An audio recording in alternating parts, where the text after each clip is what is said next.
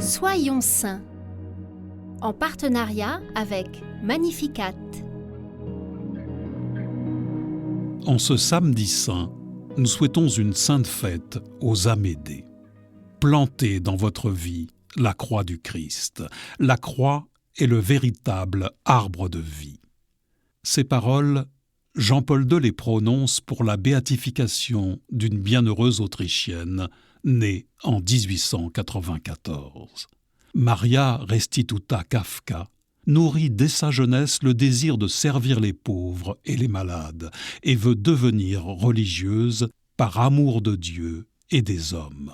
Malgré l'opposition de ses parents, elle parvient à entrer chez les sœurs franciscaines de la Charité, où elle peut réaliser sa vocation dans le monde hospitalier de Vienne.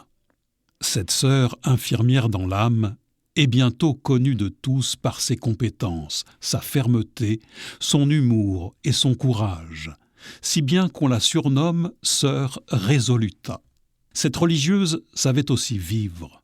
Après chaque opération difficile, elle se rend au bistrot pour boire une grande chope de bière, accompagnée d'une goulache. Lors de sa béatification à Vienne en 1998, les sœurs franciscaines vont d'ailleurs faire brasser une bière au nom de Restituta pour fêter l'événement. Lorsque le nazisme répand ses erreurs en Autriche, sœur Maria Restituta ne peut pas se taire. Elle commence par refuser de retirer les crucifix des chambres des malades. Et lorsqu'une nouvelle aile est construite à l'hôpital, elle a le cran d'y installer des croix partout. Autre anecdote originale, lors d'une perquisition, on retrouve chez sœur Restituta un poème satirique contre Hitler. Le mercredi décembre 1942, elle est finalement arrêtée par la Gestapo. Commence alors, dans sa prison de Vienne, un véritable calvaire de plus d'1 an.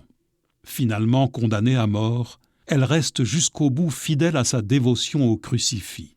Avant d'être exécutée, elle se tourne vers l'aumônier de la prison pour qu'il la bénisse par un signe de croix sur le front. Ses dernières paroles connues sont pour le ciel. « J'ai vécu pour le Christ, je veux mourir pour le Christ. »